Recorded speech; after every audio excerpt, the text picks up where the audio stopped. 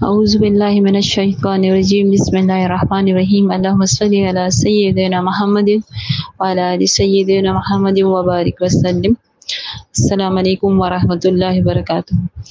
Comment section میں ایک بہن نے مجھ سے درود شریف کے لکھنے کے متعلق کسی مشاہدے یا اس کے بارے میں پوچھا تھا کہ اگر میرا ہو تو میں اس کو آپ لوگوں کے ساتھ شیئر کروں، تاکہ آپ لوگوں کو بھی اس بات کی اہمیت کا اندازہ تو ہے، بے شک ہے، لیکن کوئی مشاہدہ، کوئی تجربہ ایسا ہوتا ہے جو یا خواب یا پیغام مبارک جس سے سن کر انسان کے کو موٹیویشن بھی ملتی ہے، اس کا وہ جذبہ جو وہ لکھنے کے دوران کبھی کبھی ڈاؤن بھی ہو جاتا ہے، میرا خود کبھی ہو جاتا ہے، تو جب میں یہ مشاہدہ یاد کرتی ہوں تو وہ پھر اس کو تقویت ملتی ہے، تو پھر وہ انسان چاہتا ہے کہ کوئی ایسا کوئی بات ہو تاکہ آپ تک پہنچائی جائے، تو اس میں آپ کے اس میں تقویت ملے اور آپ کا یہ جذبہ تھوڑا سا مزید بوسٹ ہو۔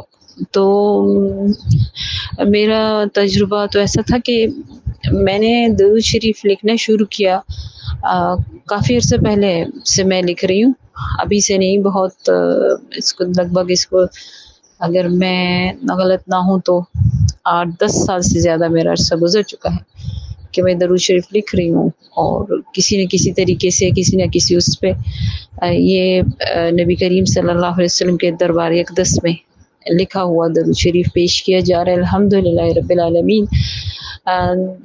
لیکن کچھ عرصہ پہلے ایسا ہوا رمضان میں، چونکہ آپ کو پتہ ہے کچھ 3-4 اگر میں 4 سال پہلے تقریباً 4 سال پہلے، 4 سال پہلے رمضان ذرا تھوڑا سے گرمیوں میں تھے، اس کے باوجود کہ میں KPK میں رہتی ہوں، لیکن یہاں پہ گرمی کے کچھ 1-2 ماہ شدت کے ہوتے ہیں، تو گرمیوں کے رمضان میں یہ ہوتا ہے کہ آپ کا دن جو ہوتے ہیں وہ طویل ہو جاتے ہیں اور راتیں چھوٹی ہو جاتی ہیں گرمیوں میں، اور رمضان جب ہو تو پھر روزہ ہو تو پھر زیادہ تر انسان کی پھر کوشش یہی ہوتی ہے کہ ویسے بھی دن طویل ہیں تو میں رات میں ہی جاگ کے گزاروں، عبادت کروں، جو بھی اس کی بات ہوتی ہے، جس عبادت میں بھی وہ سہولت سے ہوتا ہے، چاہے وہ اللہ کا کوئی ذکر ہے، مطلب استغفار ہے، یا درود شریف ہے، یا قرآن کی تلاوت ہے، یا نوافل ہے، یا ان سب کا اکٹھے لے کر بھی بہت سے خوش نصیب چلتے ہیں۔ تو میری بھی یہی کوشش تھی کہ ابھی میں سوؤں گی رات کو ان سب تراویح اور دعاؤں سے اور درود شریف کی کیفیت کو پورا کرنے کے بعد میرا ایسا تھا، میں 3-4 سال پہلے کے رمضان کی بات کر رہی ہوں کہ کیسے مجھے مشاہدہ ہوا، تو میرا یہی تھا کہ رات کو 1:15 12:30 کے درمیان، یا یوں کہ لے 12:30 تک میرا درود شریف کی جو تعداد ہوتی تھی وہ میں پوری کر لیتی تھی، تو پھر میں نے کہا پھر 2 بجے، پھر 2-2:30 بجے آپ نے جاگنا اور وہ کرنا ہوتا تھا، تو میں نے کہا چلے جاگ کے گزار لیتے، تو اس دوران پھر میں 1 گھنٹہ 2 درود شریف لکھتی تھی، بیٹھ کے لکھتی تھی ایک طرف گھر میں، باقی سب جس نے آرام کرنا ہوتا تھا آرام کرتے تھے، جو مرد افراد ماشاءاللہ مسجد جا کے بیٹھ جاتے تھے، یا جو جس طرح کے جس کی جو عبادت کا طریقہ تھا، جو اللہ کو منظور ہوتا ہے، جس کی وہ توفیق دیتا ہے وہ کر گزرتے ہیں، الحمدللہ، اللہ بس قبول فرمائے۔ تو میرے یہی معمول بن گیا کہ میں رات کو یہ 2 گھنٹے مطلب سحری سے پہلے نوافل تک کے لیے میں نے یہ مختص کر دیے کہ میں اس 2 گھنٹوں میں درود شریف لکھوں گی۔ دیکھیں، آپ جب بھی درود شریف لکھتے ہیں تو وہی درود شریف لکھنے کی کوشش کیا کریں جس کو آپ کی زبان پہ جاری بھی ہوتا ہے، مطلب جو آپ پڑھتے ہیں، جو آپ درود شریف زبان سے پڑھتے ہیں، ادا کرتے ہیں، اسی کو آپ لکھا بھی کریں۔ اس میں ایک فائدہ یہ ہوتا ہے کہ 3 باتیں ایک ساتھ ہو رہی ہوتی ہیں۔ ایک تو یہ ہوتا ہے کہ وہی درود شریف ہوتا ہے تو آپ کو مشکل نہیں ہوتی، آپ کی زبان بھی وہی درود شریف ورد کر رہی ہوتی ہے، اور آپ کے ہاتھ، آپ کی انگلیاں وہی درود شریف لکھ رہی ہوتی ہے، اور آپ کی آنکھیں اسی کو دیکھ رہی ہوتی ہیں، یعنی کہ 3 اعضاء اور دل میں بھی اگر آپ دیکھیں کہ ایک مقام آتا ہے ذکر قلبی ظاہر جو جاری ہو جاتا ہے. ہمارے ایک بھائی ہیں، انہوں نے کہا بھی تھا مجھ سے کہ آپ اس کے متعلق بتائیں کہ درود شریف پڑھتے پڑھتے ایک ایسا مقام ان پہ آ گیا ہے کہ وہ ان کا قلب جاری ہو گیا، یعنی کہ اتنا ماشاء اللہ ماشاء اللہ ماشاء اللہ، ان کو نظر بد سے بچائے کہ زبان ان کی ایک دم سے بند ہو جاتی ہے، قلب وہ درود شریف ورد کرنا شروع کر دیتا ہے. تو اس صورت میں اس جو ذکر قلبی ہے اس کی تعداد کو کاؤنٹ کیا جاتا ہے، بالکل کیا جاتا ہے، آپ اس کو کاؤنٹ کر سکتے ہیں. اچھا تو آتے ہیں اس کی طرف، مشاہدے کی طرف. تو یہ میرا معمول تھا اور اس میں کافی دن گزر گئے. رمضان کا شاید آخری راتیں ہوں گی، جی آخری عشرہ تھا. تو میں اسی طرح سب سوئے ہوئے تھے یا جو بھی اپنی عبادت میں اپنے اپنے کمروں میں تھے، تو میں اپنے کمرے میں بیٹھی ہوئی تھی. تو میں درود شریف لکھ رہی تھی، وہی جو میں پڑھتی ہوں صلی اللہ علیہ محمد علیہ وسلم. تو اچھا ایسا تھا کہ میں چونکہ لکھتے وقت آپ کو تھوڑی سٹنگ یعنی پوزیشن جو ہوتی ہے، اپنے بیٹھنے کا جو طریقہ کار ہوتا ہے وہ اس طرح ہو کر رکھنا پڑتا ہے کہ آپ کے جو درود کی ڈائری ہے یا جو بھی ہے، الحمدللہ اللہ نے توفیق دی ہوئی ہے، اچھے خوبصورت طریقے سے لکھوا لیتا ہے، میں لکھتی کا ہوں. تو وہ اس ڈائری کو میں نے ایسے ٹیبل پہ رکھا اور خود ہی صوفے سے ٹیک لگا کے زمین پہ بیٹھی. گرمی تھی تو میں نے کہا زمین پہ بیٹھ جاتے تو ٹھنڈک بھی ملے گی اور میں آرام سے درود شریف اس پوزیشن میں لکھ سکوں گی. اچھا ایسے لکھتے لکھتے اب میری کمر تھک گئی مطلب، تو میں نے اس درود شریف کی ڈائری کو اس طرح اپنے دونوں اس کو سامنے رکھ کے جیسے ٹیبل بنا لیتے ہیں اپنی پیروں کو سوری ٹانگوں کو، تو میں نے اس کے اوپر رکھ دیا اور میں نے لکھنا شروع کر دی. الحمدللہ لکھواتا گیا. اچانک رات کا 1:30 بجا تھا، 1:15 بجے کا وقت تھا. تو اچانک جب میں ٹیک لگا کے صوفے سے بیٹھی ہوئی تو وہ میں جہاں پہ بیٹھی ہوئی تھی وہ گیسٹ روم تھا ایک طرف ہو گئی. تو گیسٹ روم جو صوفے کا جو پچھلی سائڈ ہے، چونکہ وہ مجھے آواز آئی حضرت علی کرم اللہ وجہ کی. ہمیشہ جب بھی آپ یہ شخصیات ہیں، چاہے نبی کریم صلی اللہ علیہ وسلم کی زیارت ہو، چاہے ان اصحاب مکرم کی زیارت ہو، چاہے اہل بیت کی زیارت ہو، تو آپ کو تو نہیں پتا کہ یہ کون ہے.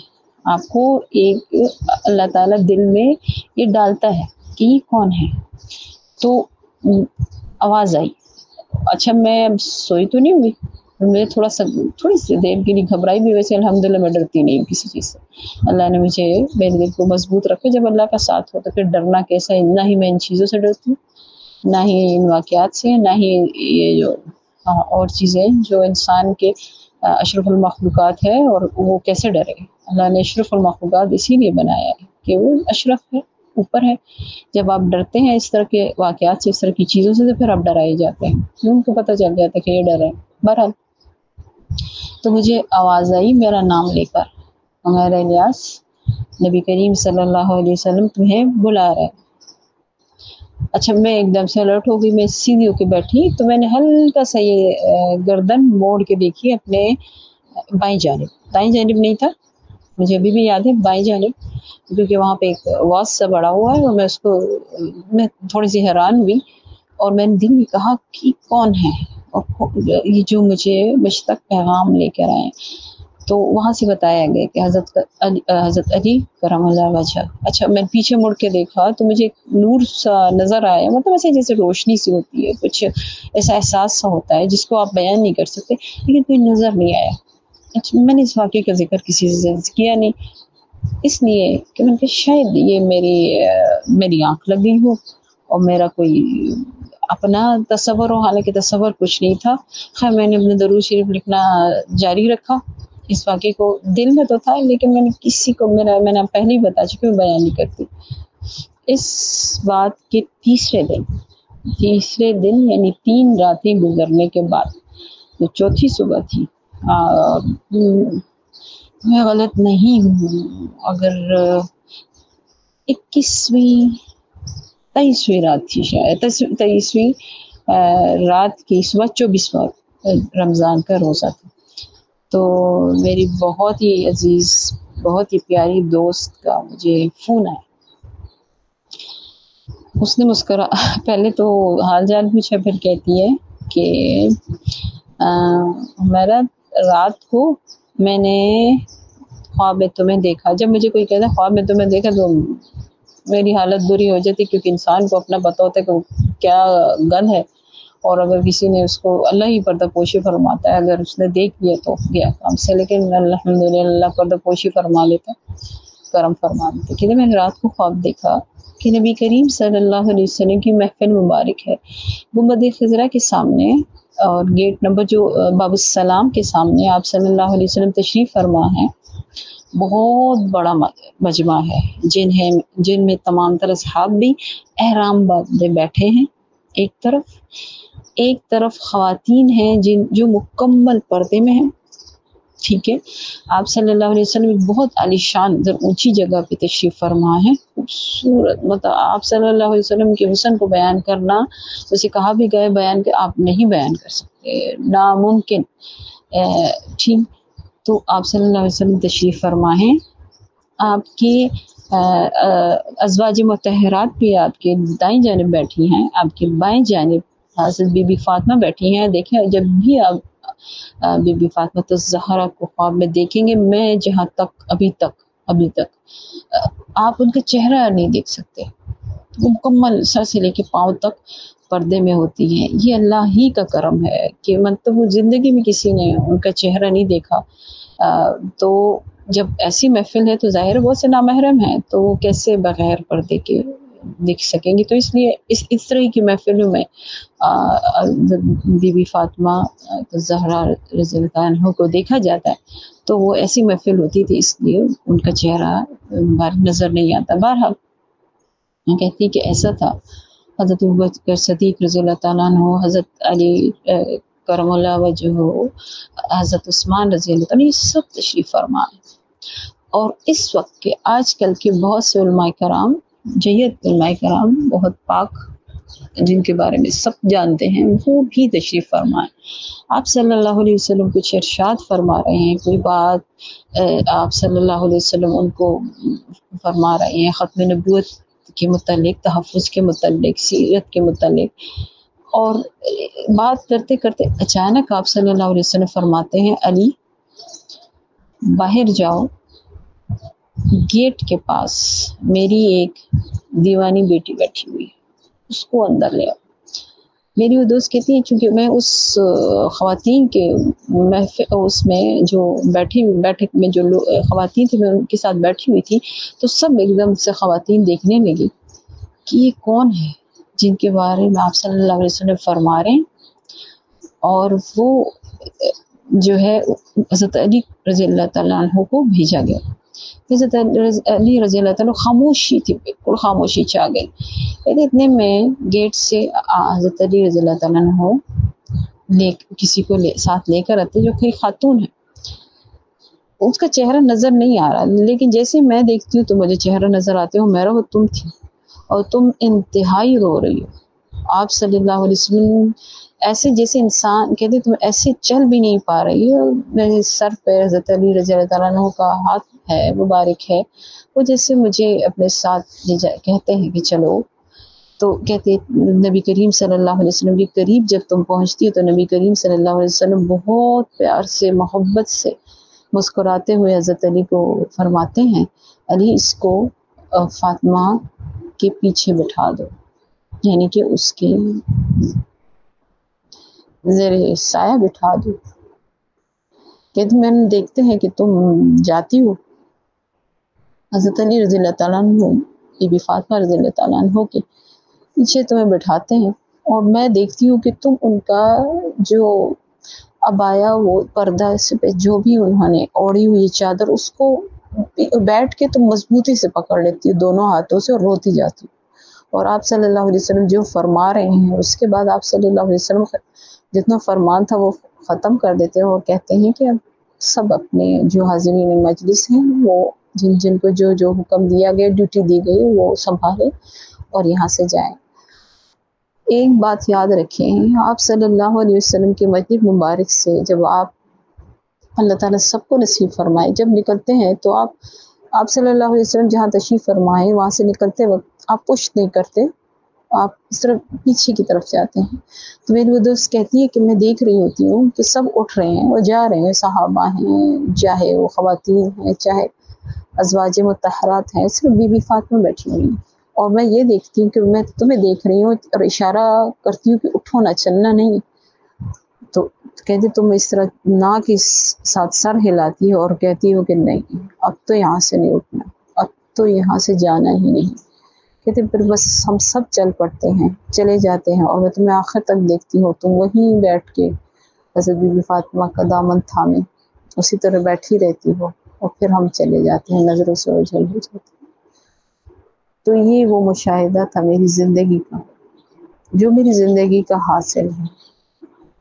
دیوانی بیٹیوں کی یہ شاید یہ باتیں میں پبلک میں شیئر نہ کرتی، لیکن یہ وہ باتیں ہیں جو ہر کچھ سمجھ بھی نہیں سکتا یا شاید ہضم بھی نہیں کر سکتا. شاید لوگ مجھے واقعی پاگل سمجھے یا پتہ نہیں کیا سمجھے، مجھے تو اس کی پرواہ نہیں، کیونکہ مجھے جو حکم ہے میں اسی کو آگے بڑھا رہی ہوں. ہر کسی کے لیے حکم نہیں ہوتا بتانے کا. سعدیہ کے لیے حکم ہوا اور آج میں حاضر ہوں آپ کے لیے. یہ مشاہدہ ایسے مشاہدات جو ہوتے ہیں سب کو ہوتے ہیں. میں کہتی ہوں اگر مجھ جیسے ناکارہ، بیکار، گناہ گار، سیاکار کہاں بی بی فاطمہ، ان کے قدموں کی خاک تو ہم کروڑوں سال کی مسافت پہ بھی ان کی قدموں کی خاک کے برابر نہیں. اگر مجھ جیسیوں کو، مجھ جیسی بیکار امتیوں کو بھی نبی کریم صلی اللہ علیہ وسلم اپنی پاک بیٹی کے دامن کو چھونے کی اجازت دیتے تو آپ تو بہت اچھے ہیں. اب تو درود سے محبت کرنے والے، تو نبی کریم صلی اللہ علیہ وسلم سے محبت کرنے والے، اہل بیت سے محبت کرنے والے، اہل بیت کو اگر آپ نے کوئی تحفہ دینا ہے، ہدیہ دینا ہے، تو اس سے بڑا درود ہے. درود کا ہدیہ اس کائنات میں اس سے بڑا کوئی ہدیہ کسی کے لیے نہیں ہے. آپ چاہے جو عمل کرتے ہیں اور وہ ہدیہ کرتے ہیں تو آپ اس عمل کی قبولیت کے بارے میں شکوک میں ہیں، کیونکہ کوئی نہیں پتہ، کسی کو نہیں پتا، کوئی نہیں جانتا کہ میں جو عمل کر رہا ہوں، جو تلاوت کر رہا ہوں، جو نوافل پڑھ رہا ہوں، قبول ہے کہ نہیں. ایک درود ہی ایسی عبادت ہے جو قبول ہی قبول ہے.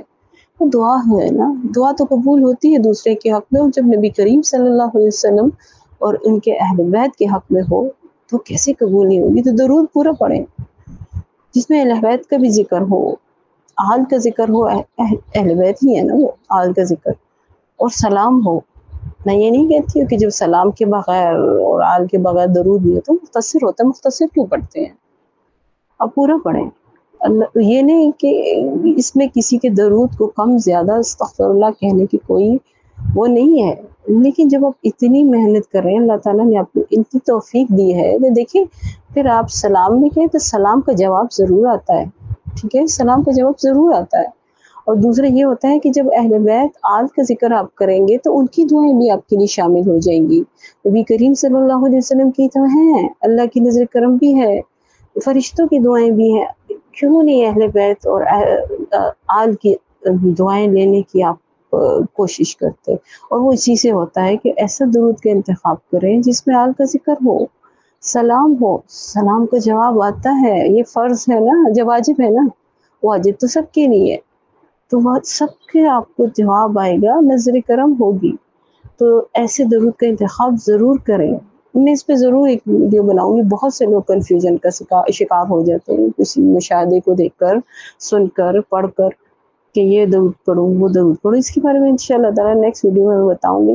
لیکن یہ صرف ایک مشاہدہ تھا، میرے اور مشاہدات ہیں اس لکھنے کے متعلق، انشاءاللہ وہ ضرور شیئر کروں گی اگلی دو ویڈیوز میں یا ایک ویڈیو میں، جتنے بھی ممکن ہو سکے آسانی سے، تاکہ آپ لوگ بات آپ تک پہنچے اور اثر کرے. مقصد یہی ہے، مقصد یہی ہے. ورنہ تھم نین بنا لینا عجیب عجیب، 1 منٹ میں پورے درود سے یہ ہو جاتا ہے، 10 منٹ میں یہ ہوتا ہے. نہیں، مقصد آپ کو درود کے راستے پہ لانا ہے. مقصد آپ کی سے شکوک و شبہات आपके दिल से निकालने हैं। मकसद आपको नबी करीम सल्लल्लाहु अलैहि वसल्लम से जोड़ना है। हम क्या, हमारी औकात क्या, वहाँ से नजर करम है तो यहाँ पे अमल है। अल्लाह ताला हम सबको उस तमाम अमल की, दरूद से मुतल्लिक जितने भी मैदान हैं उसमें चलने की और कामयाब होने की तौफीक अता फरमाए। मुझे अपनी दुआओं में बहुत याद रखें, आप सब मेरी दुआओं में हैं। मैं सब के लिए दुआ करती हूँ, सब के लिए दुआ गो हूँ कि खरबों और दरूद पड़े, इतने हदिये हों कि दरूद ले जाने वाले फरिश्ते भी बार बार, तो थकेंगे तो नहीं लेकिन चले कोशिश तो करेंगे कि इनको बहुत ज़्यादा चक्कर लगवाए।